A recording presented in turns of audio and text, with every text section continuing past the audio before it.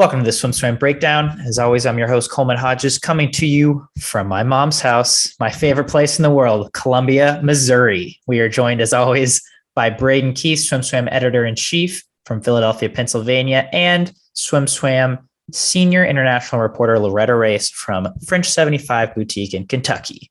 What's up, guys? I expected you to do this whole podcast in a British accent after your travels. Another sign that he was not actually there. I'm so convinced. This is our conspiracy theory. Coleman didn't actually come to England. They think I made the whole trip up. Green screen.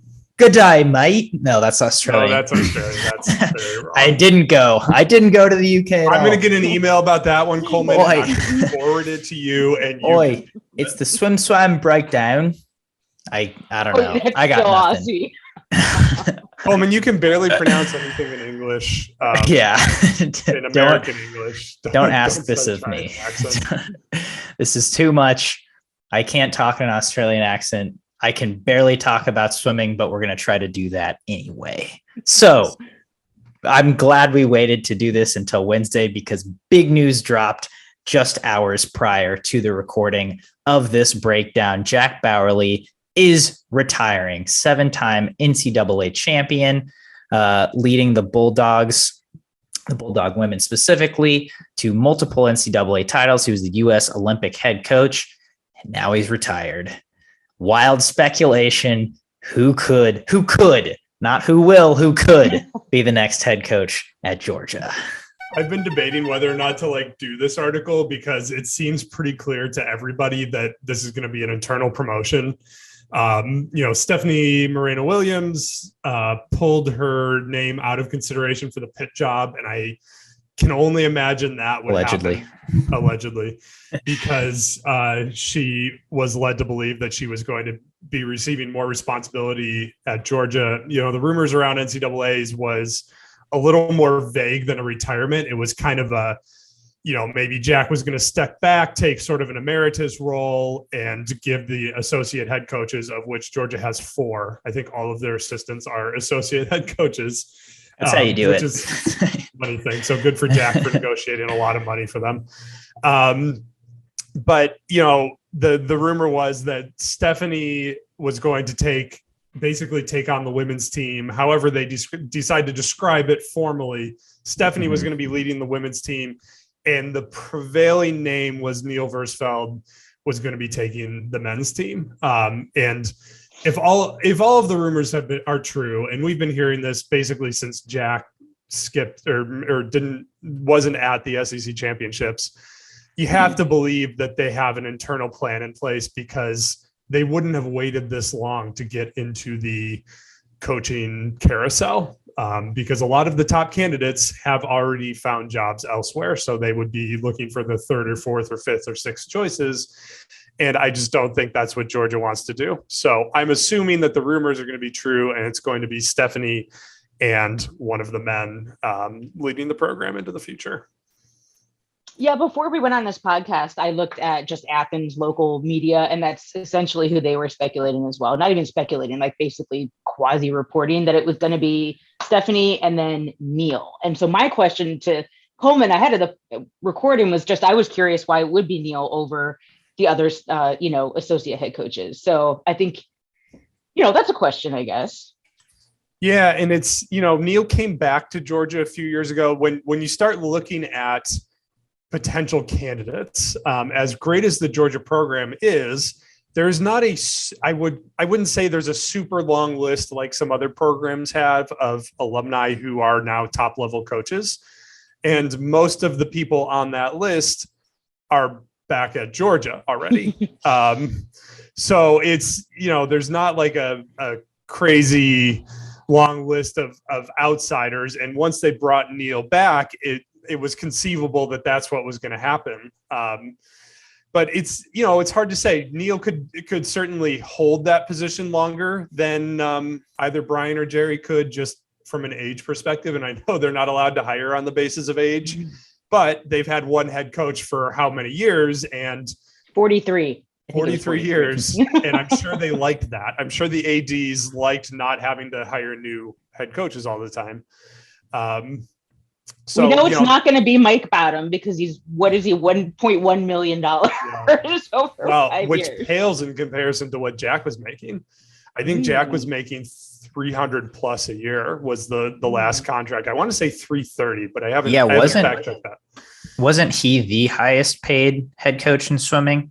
I think he was, and Eddie might have been bumped back ahead of him, but those were the two guys. Yeah, which I mean, obviously, deservedly so. So one thing I'm interested in is that we saw a similar thing when Greg Troy retired at Florida, right? Where the men and the women split, and then that was what it was for a few years, and then the head women's coach left, and then they combined it again under Nesty, right? And I'm kind of curious to see how this plays out over the next few years, if they will split the programs, men and women, and if they will stay split, if that is the case. To me, from an SEC school perspective, where you have essentially unlimited money, it doesn't make sense to split the program because you can have more assistant coaches, which I think is kind of a silly rule that you can have more assistants in a combined program, but then you can in the sum of two split programs. But that's the way the rules are. And so to me, even if you use this kind of Tennessee model where Matt Kretich is nominally the head of the men's program, but they essentially have their own staff and structure that makes most of the decisions for that program, it makes sense to leave it combined. But the way it went down at Florida also kind of makes sense because you respect the coaches you have, you keep them there through the transition period, which you need at a place like Georgia coming out of the Jack era. Continuity, unless you were going to get somebody from another big job who doesn't necessarily need to leave, like a Braden Holloway, if you can convince him to leave for $100,000 raise or something like that. Short of that, continuity is about the best thing you can do here. And so you keep your associate head coaches, you keep them happy. One will rise to the top. One will find a job that appeals to them more elsewhere because all these people have been in combined programs for a long time. So probably they find out that they prefer the combined program approach, and one leaves, and then you have an opportunity to sort of make it whole again, which I don't think is as big of a deal as people want it to be. Yeah. So the interesting point, it'll be fun to see how this plays out, or maybe it'll play out exactly as we think. And that'll be that. I mean, Georgia, certainly their women's program is not what we're kind of used to it being, right? But they still have some studs on that team. The men's team is obviously in almost as good of a place as it's ever been, I believe. Then they've got some serious studs on that side. And so be cool to see both sides. Any wild speculations, Braden, before we move on who the next coach could be if it's not internal? I know you really want me to do this, but I want it so bad. I've been sitting here and thinking of oh, here's the one guy that could disrupt this. And I just can't think of any. There's none that are obvious. Sean Schimmel will probably wind up getting promoted from volunteer to a full-time assistant, which is fun for him. He's been a volunteer there for so long too. And he's been a very integral part of their pro group as well, which we see a lot of times with volunteer coaches. So right. He's well not deserved. Like the average volunteer coach. He has a lot of D1 experience, including head coaching experience. So yeah. Fair enough. It's we think this is how it's going to go. I'm sure we'll find out sooner. They're going to give Jack a few days. Give it a few days for everybody to talk about Jack, deservedly so, and then they're going to announce it. I think the only reason they haven't announced it is just to give Jack his due time to in the spotlight before they move to the next thing. Mm-hmm. Which, as you said, deservedly so. So we talked about Jack. We talked about the coaches. Let's talk about something else. Katie Ledecky is not going to Duel in the pool. Sigh. I'm bummed. I get it. But also this is the load management thing. It's man, you deserve your rest, but come on. We want to see you race Ariarne Titmus. Dang it. But she might not even be there either. At this point, I'm okay, is this Duel in the pool even going to happen? And if it does, will it be the total B team, or will people actually show up and swim? Coleman, you're just saying things that are going to get me angry emails by calling it the B team. I know. Because we've said that before and we get lots of nasty emails. Sorry. You can email me angrily. Coleman@swimswam.com. It's, I think what we're going to see is the kind of Americans who are going to go to this are the Americans who, what I would call the yeoman pros, the working pros, the ones who are doing what they need to do to earn a living. So I think, like a Matty Bannock will probably go to this. Michael Andrew will probably go to this because he loves going anywhere. And I think he really enjoys Australia. There was once upon a time, I think he was talking about swimming for Australia, if I recall, like moving there and swimming for them. That would have been wild. Yeah. Is it short course or long course? I don't know. I don't remember. Well, do we even know how? Is it going to be an invite thing, or is it going to be a qualification thing? Do we know that sounds yet? like it's going to be sort of a loosely prioritized invite. So it's going to be kind of roughly based on. Going to be short course worlds. Yeah. Yeah. Well, see, what struck home with me was like today. So I was watching just ESPN on the treadmill this morning, and like Aaron Rodgers, quarterback, Green Bay Packers, specifically said he was only at the mini training camp so he wouldn't get fined. So other sports have these kind of like sureties in place to like so that you don't miss certain things because fans expect it of you and it's kind of your job. So I just get so frustrated with scratches, let alone people just totally discounting a meet that's supposed to be fun and exciting and like a head-to-head match, and it's kind of fizzling out already. Yeah. Well, the Australians will probably show up because it's a low effort trip for them, and if the Americans and they know they swim awesome at home, you know what I mean? So true. They're going to be driven to beat true. the Americans. That will play huge in their media if they beat the Americans. I think this goes back to an ongoing conversation in swimming.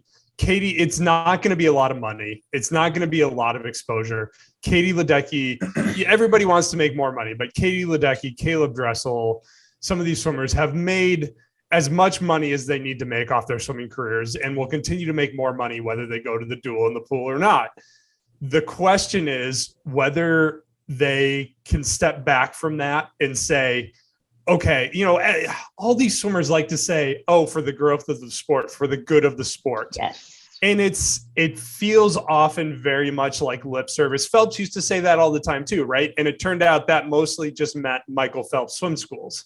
That's how he wanted to grow the sport, because he didn't go to a lot of these other meets either. He focused on what he needed to do for his racing. And so it's the same debate as the ISL. It's like, can these swimmers sort of step back from their needs in order to benefit the ecosystem as a whole?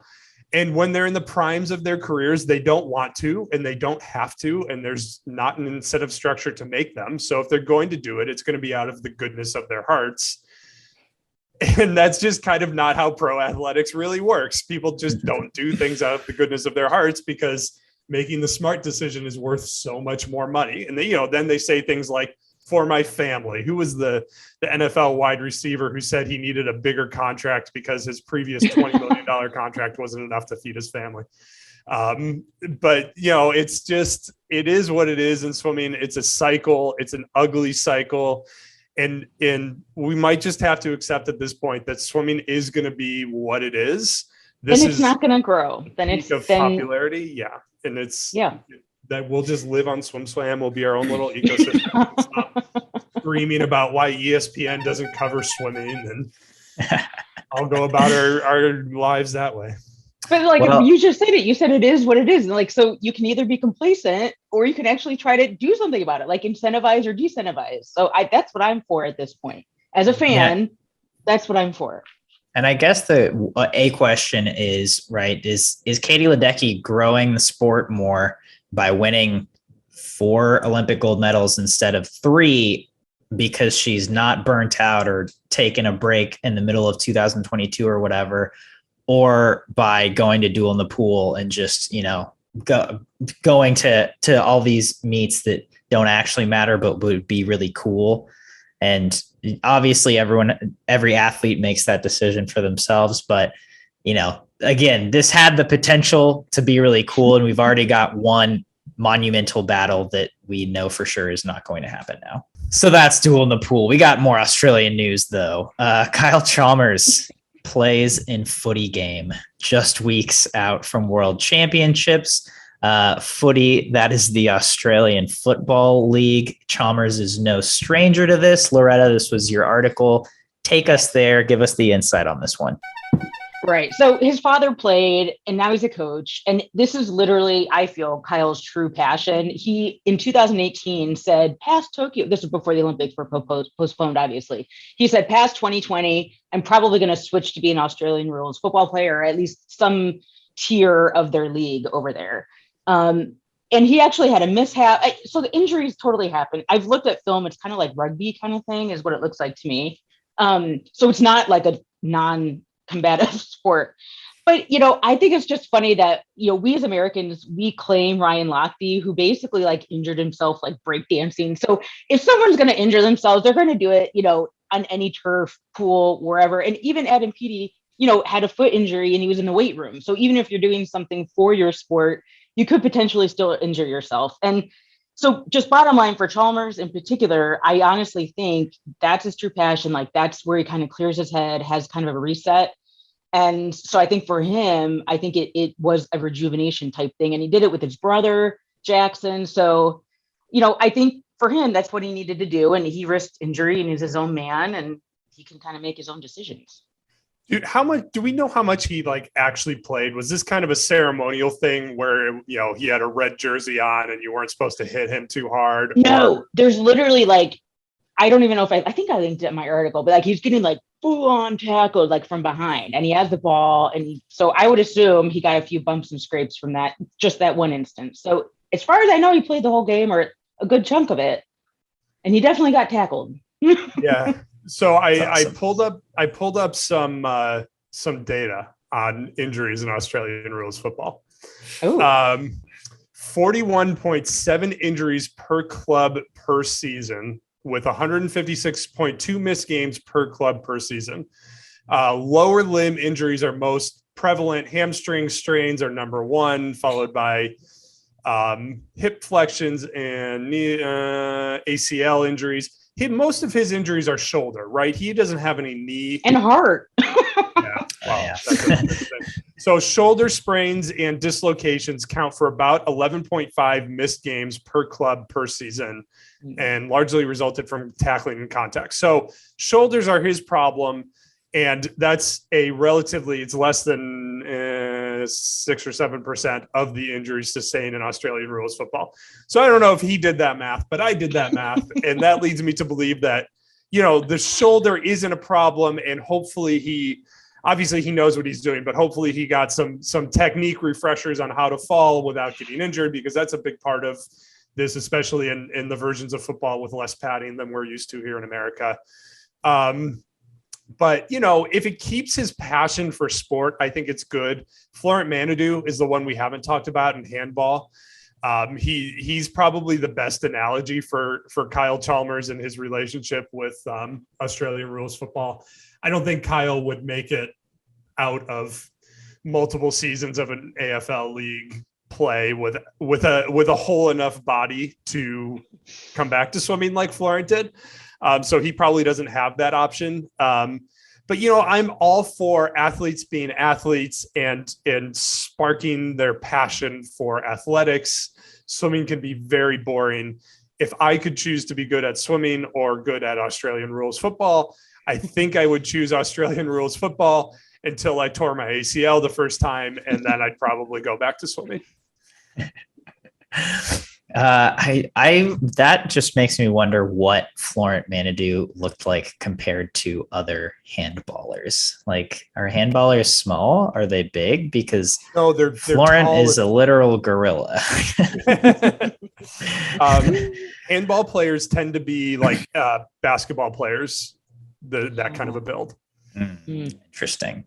So he maybe was a little bulkier, but still, I'm sure fairly athletic.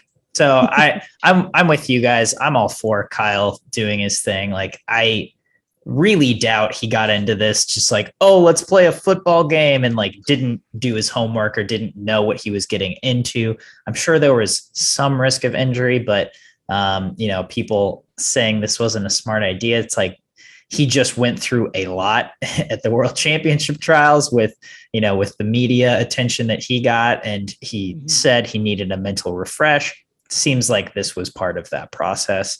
Seems like he's fine now and at training camp for Worlds.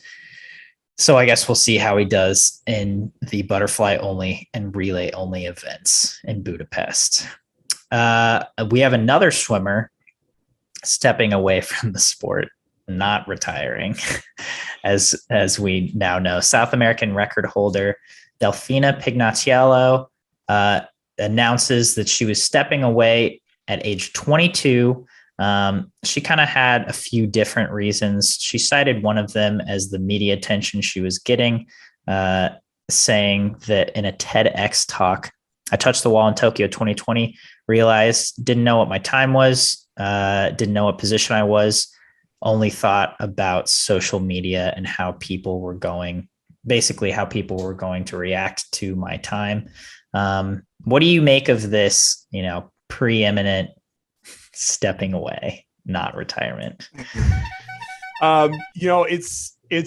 She brings up a good topic, and it's a topic that is at the forefront of at least the Olympic sports world. You don't hear it talked about as much in sort of the major professional sports, but in Olympic sports, this is like the number one topic: mental health for athletes and the pressures of media and social media. And it comes back to my ongoing opinion on this is we do need to be concerned about athletes' mental health, their well-being. I think people's knee-jerk reaction is take athletes off of social media, take athletes out of the media, et cetera, et cetera. And that's all well and good, but then you're essentially killing professional sports. And I don't think that's an outcome that anybody wants. It would be a very unintended consequence. And so to me, it continues to go back to how do we give our top level athletes the tools to deal with these pressures, to ignore them, to respond to them, whatever. I'm not a psychologist. I don't know what they should be doing, but how do we give them the tools to deal with these things without sort of, being in the public eye is a big part of the job. And this is what I always say about sports. And we have commenters all the time that, oh, you shouldn't be, this person doesn't want to be in the media. They don't have to be in the media. And what I always say to them is, professional sports is not just about being the strongest, fastest, whatever anymore. It's being able to do that in the moment, in the right moment. If you're a basketball player and you can make 90% of threes in practice, and then you step out in front of 25,000 fans and you can't make any, then you are not the best professional basketball player. You are the best scrimmage basketball player. And so at some point we have to acknowledge that performance under pressure is part of being a professional athlete and part of being the air quotes best at a professional sport. So you can't just kind of say, well, I'm not doing media anymore. I'm not doing social media. She makes a lot of money off of social media. Like that's what's going to fund her new hobby of photography going forward, is her 800,000 Instagram followers and her 100,000 Twitch followers. So you can't just sort of poo-poo it, but I think there needs to be more and more focus on helping the athletes cope with it in a healthy way, because there are healthy and less healthy ways to do it. And so I hope she works on that, and I hope it continues that conversation, especially in Latin America, where you haven't seen this. She's sort of on the front edge of this in South America, whereas here in the US, this has been an ongoing topic for a while. I mean, from my perspective, and I'm a mom, so I was on the fence about my son getting social media. I mean, obviously, if you put something out there, it's out there forever and ever. You can get good comments, bad comments. And I honestly think as a user, you kind of take that risk. Like if you're on social media and you have an account and you're putting, content out there, you can't just rainbow and unicorn only accept, good feedback. You have to be willing to accept the bad feedback as well. And I understand what Braden is saying. Mental health is very, very important. I can attest to that, but it's definitely something that, you have to take on some of the responsibility as the social media poster and the social media content creator as well. So I think you can't just wash your hands and say, oh, I have, negative feedback coming at me and now I have to step away from the spotlight. Like, you have to be able to handle it. And that's part of it is accepting the responsibility for engaging with social media users. I wonder how much of the challenge is because so many athletes in Olympic sports and increasingly in sports like basketball and football step into this spotlight at 14, 15, 16, when everybody just kind of, their parents are probably not sophisticated at that point in time, a lot of them, to really, everybody I think now understands the pressures of social media to some extent, but the pressures of being a celebrity on social media is like a whole different animal. And I wonder if so many of them, you think like a Missy Franklin or Reagan Smith, these kind of swimmers who have been in the spotlight since 14 or 15, they don't necessarily deal with it or get the training, education, however you want to describe it, on how to do social media more healthfully until they're 22, 23, and probably a lot of damage has been done by then. So, maybe there needs to be some more focus, not just on mental health for athletes, but especially mental health and coping with pressure for the obvious young athletes who are stepping into this. Don't wait for them to crack to get them the help.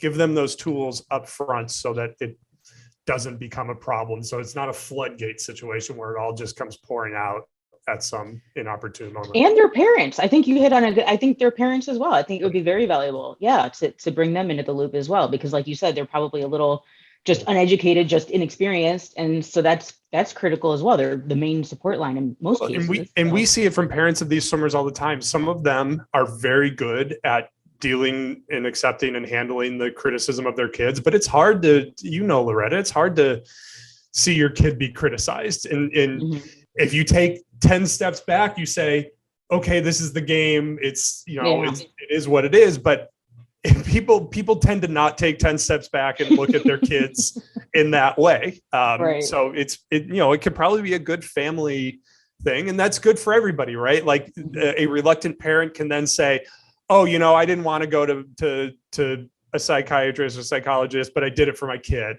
And kids can be reluctant about that kind of thing. But if they have the support of their parents with them, they might be more into it as well. So it can be I think it can almost be a positive to get more young people into it. Well, and you'd think that social media has been around as long as it has been, right? Well over a decade, coming in on 2 decades, that there would be some kind of educational tools for parents and for kids, as you said, to transition them into a more healthy usage of it rather than just, well, it's here, go nuts. Shout out MySpace. I think there are tools, but my perception is that a lot of those tools are very judgy. They're very they follow whatever the latest parenting trend is of, now we're saying, no, keep your kids off of social media. The ones I see don't do well at saying your kids are on social media. They're going to be on social media. Yeah, let's figure out how to deal with it. That's our news for the week. Now it's time to play our favorite game on the SwimSwam Breakdown, Sink or Swim. First up today on Sink or Swim, 19.3 and 42.7 sprint freestyler Jack Armstrong, in his second NCAA transfer, is headed to D2 Henderson State. I thought this was a really interesting move, most of all because this is his second transfer within the NCAA. Freshman year, he was Auburn, and then he switched to Grand Canyon, and now he's headed outside of Division I, period. Because in his words, it'll just be an easier process than to go to a third D1 school. So Sink or Swim, we will see more of this moving forward as we see more and more kids transferring. Jack, don't call me Hunter Armstrong. I I don't know. It's hard to predict what the future of collegiate athletics is going to look like, because I think it's going to be very different from what we're used to now in so many ways. D2 still has more scholarship money. Everything you read about swimming and otherwise says that the transfer portal and the one-time transfer exception and basically making it easier to transfer has created like a wild west of transferring. It's changed the paradigms of transfers.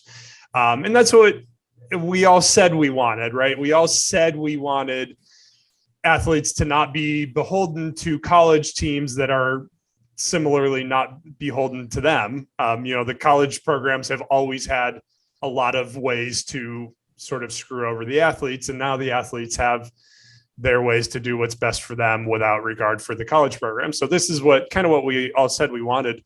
I think I'm going to swim more of this happening, but I think that's because I believe that Division I athletics is going to fracture even further. There will be the Power Five and the non-Power Five will be even more divided than they are now. And so the gap between D2 and the mid-major programs will close, and that will result in more swimmers going to D2. And we've seen some really fast D2 swimmers lately. I think that's the other piece of it. There's just been some, especially in the sprints, but there have been some really fast D2 swimmers.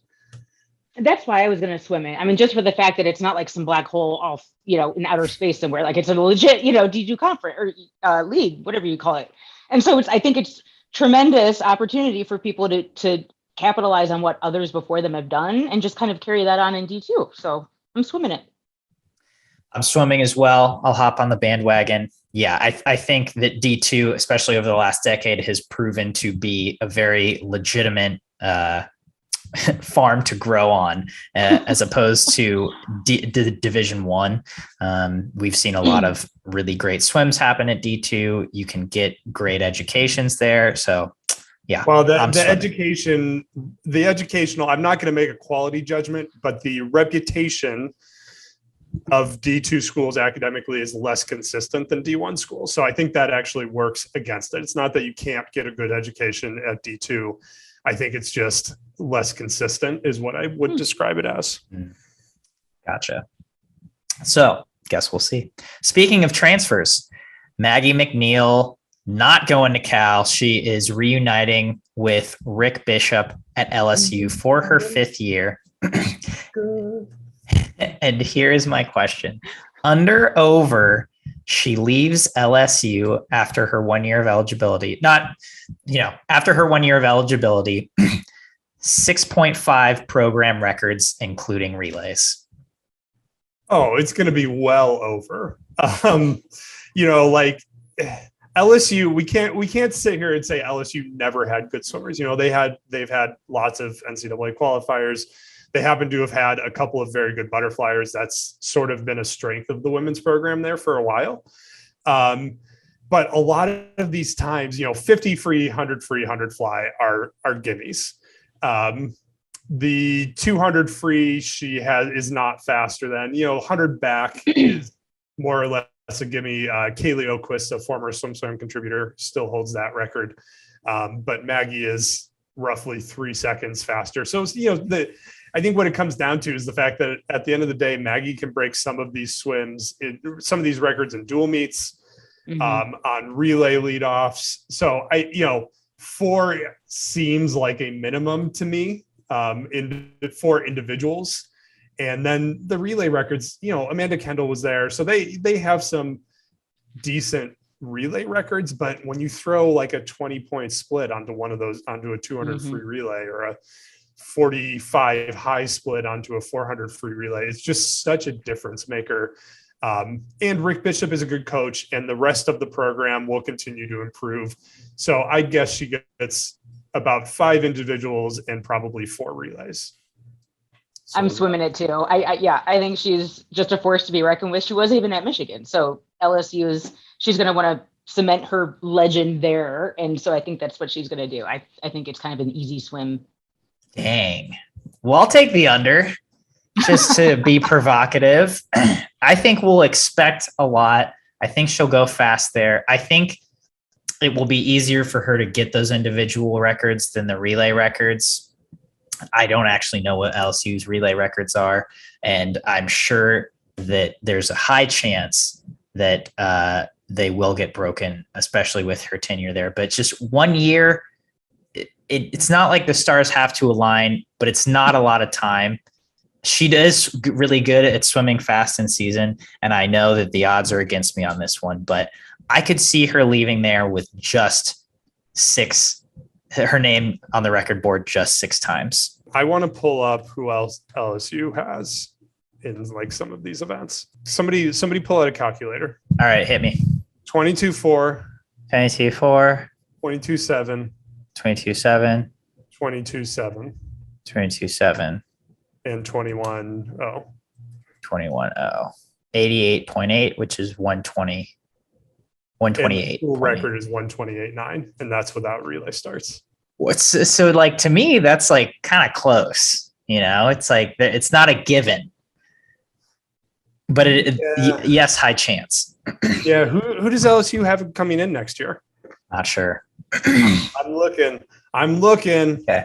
Ella Varga. They have a 27-0 long course freestyler coming in. Man, they don't have a ton coming in, but they've got 3 22s and a 21-0. That's a record without relay starts. Yeah, I think Rick can develop talent. I think smart money is over, but I'm just playing devil's advocate here. So let's move on. If you want to call me smart money from now on, I would be okay with that. Braden Smart Money Keith. All right. Next up, we'll stick with the sprinting. Bruno Fratus hit number 97, 21 point of his career. Sink or swim, he gets number 100 at Worlds, meaning he would have to go prelims, semis, and finals. 21. These are super easy sink or swims. I'm going to swim it because at the Olympics last year, it took a 21 to advance out of prelims. It took a 21 to advance out of the semifinals.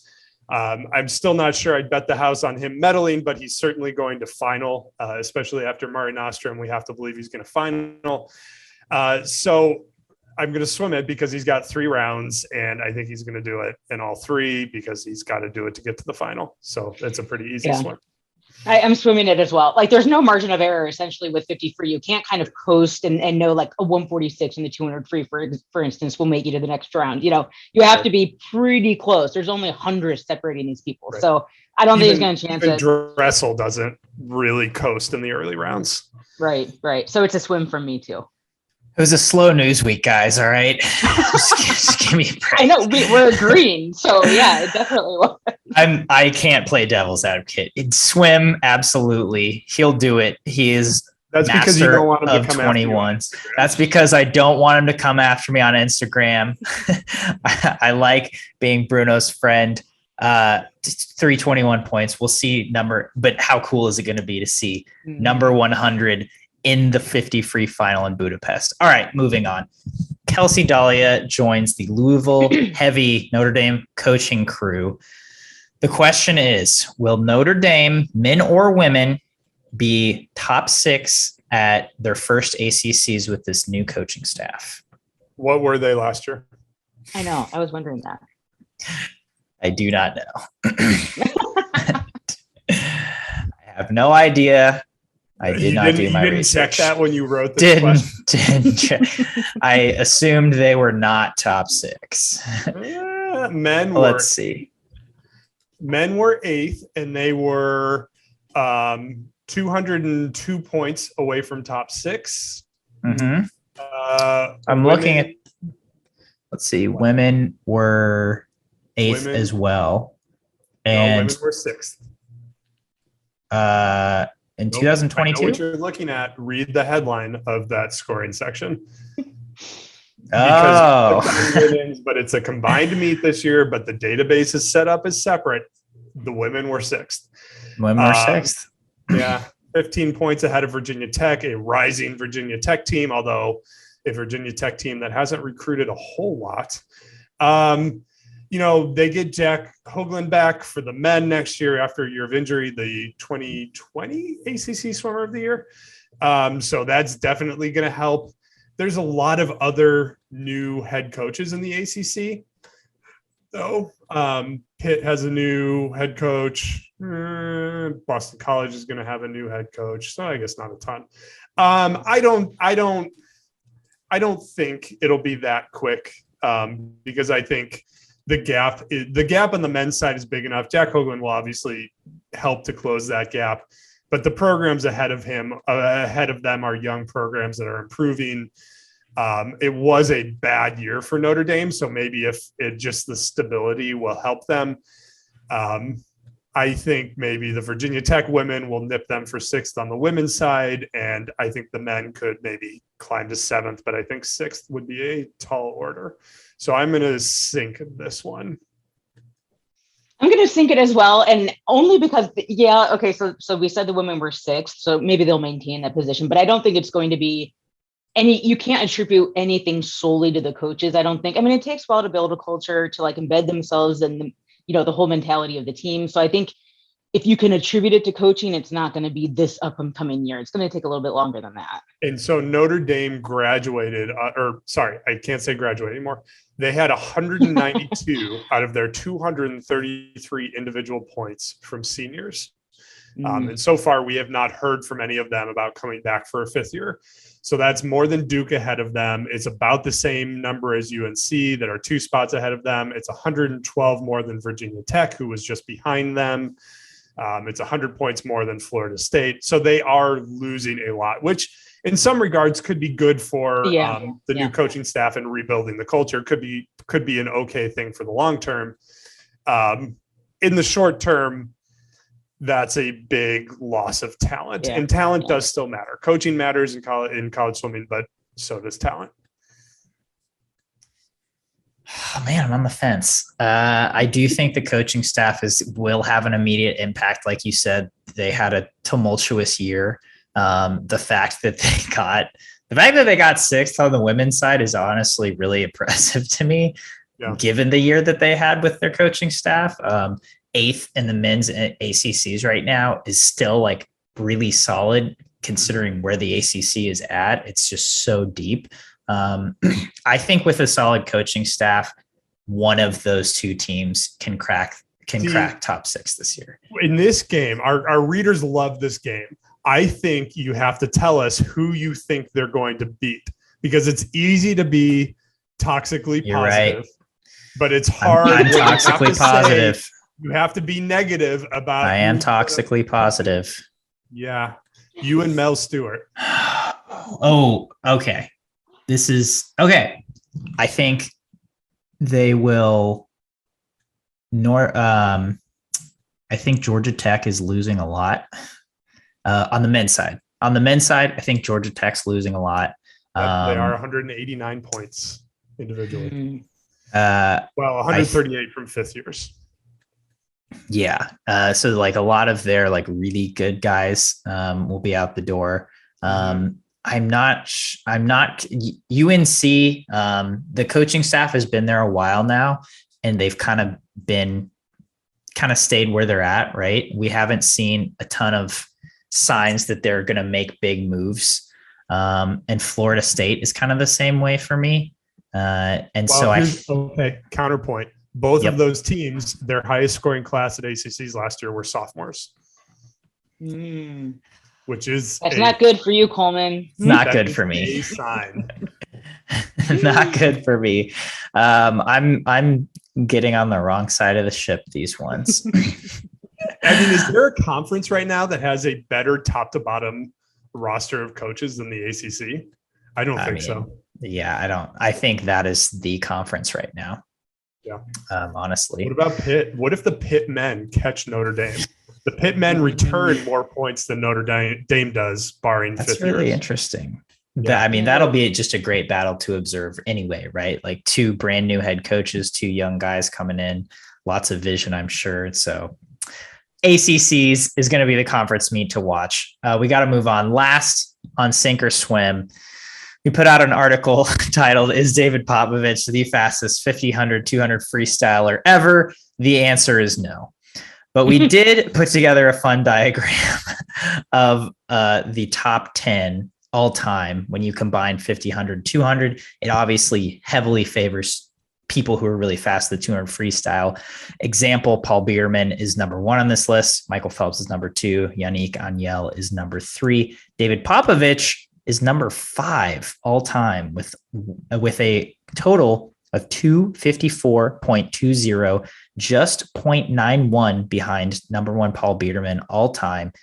The question, sink or swim, David Popovich will end his career as number 1 on this list. This question is essentially, do you think David Popovich is going to pan out and live up to the hype? Because I think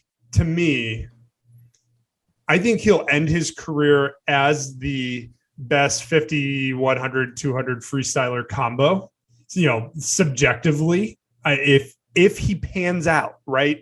Like he's got the talent to absolutely do this. But he's going to have to go 143 in the 200 free. He's going to have to go 21.7 in the 50 free, which I absolutely think he can do. His 100 free 47.3 is a great swim. He probably doesn't need to do much more than that to be number 1 all time. So I tend to think he will, but again, I think ultimately the question you're asking is, will his career pan out? Because that is he's correct. got it. If it does, he has an obvious second of drop across those 3 events. If he peaked at age 16, then he won't. But if he drops the way you'd expect somebody his age to drop, it seems like a no-brainer, right? That's the question. I think is really is that a sink or swim, Braden? I think that's a swim, because I'm not going to come on this podcast and say that David Popovich has peaked at age 17. That would be a terrible take. Yes. All right, Loretta, sorry. No. I'm thinking it only because I just kind of wonder if he's even going to continue swimming the 50. Like, I don't know. I think in this day and age, like, he's 50 what's his best time in the 50? Is it in the article? What is 22. Okay. So that's super solid, obviously, for his age, super solid. Mm-hmm. But his 100 and 200, like, those are almost the most competitive events on the men's. I mean, and I'm kind of thinking like Jacob Whittle from Great Britain, I think is still on the upward trajectory. And his times aren't in the same, like, he wasn't sub 48. He hasn't been, I don't think, sub 146 probably in his 200 free. But I'm just saying there's other bubbling talents that I think could potentially even surpass Popovich. So you're thinking maybe he'll be faster than Biederman, but not necessarily the fastest, that somebody could catch to him first. I think that's possible. Yes. And I think that's a totally legitimate argument. Hwang Sun-woo of South Korea is number 7 on that list, just 2 spots down. He's only 0.37 behind in aggregate of Popovich, 22.3, 47.5, 144.6.